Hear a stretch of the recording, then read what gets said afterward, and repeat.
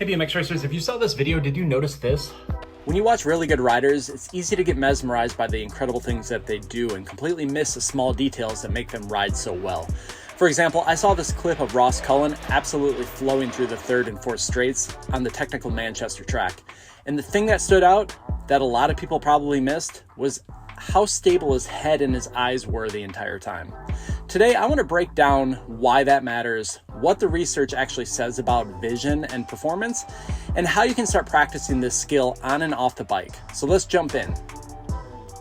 People often think that having good vision in sports is about how clearly you can see, but the research tells a very different story. Performance has almost nothing to do with 20/20 eyesight. It's actually all about what you look at, when you lock onto it, and how long you stabilize your gaze so your brain has time to organize the necessary movements.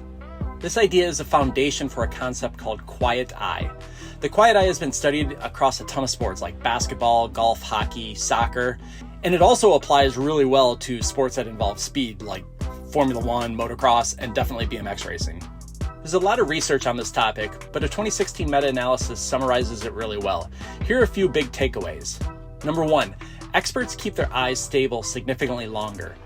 So across every sport, high-level performers show longer periods of visual tracking than novices. In simple terms, experts lock onto meaningful points earlier, and they hold that fixation longer. A few specific examples for BMX might be visually locking onto the landing of a jump a little bit earlier and reading that information so you know how far to jump. It might be spotting the line through a turn.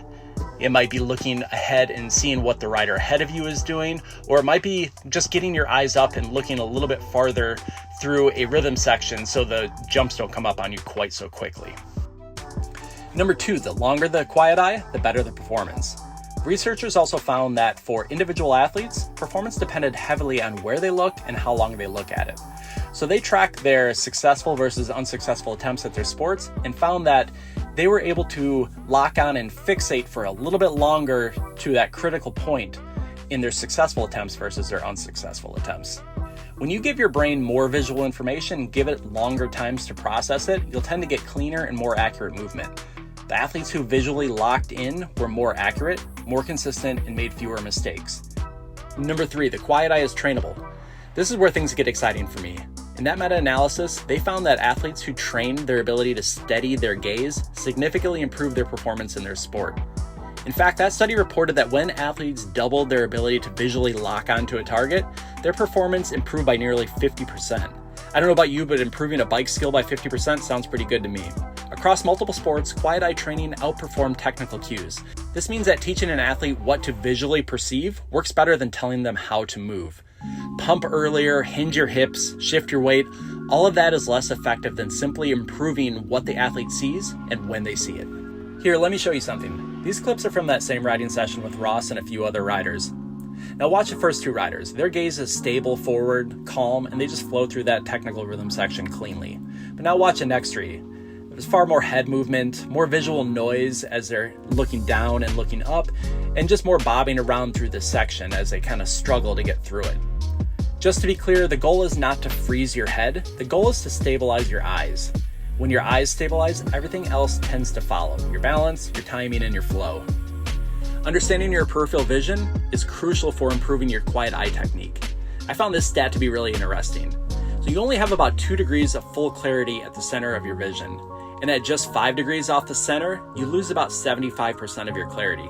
And at 20 degrees off of center, you only have 10% clarity.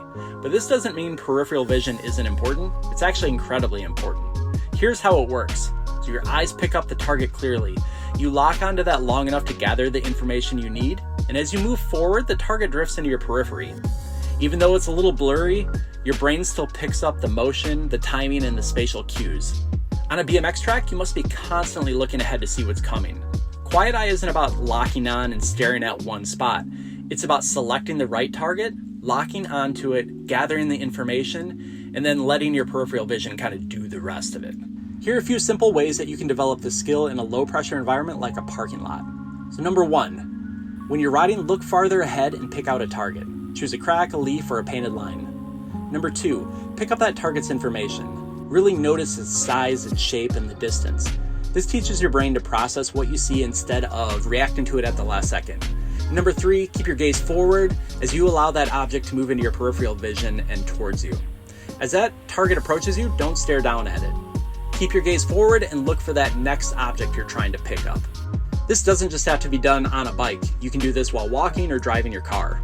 Over time, you'll develop comfort with trusting your peripheral vision to give your brain the information you need to make the right decisions and the right movement on your bike.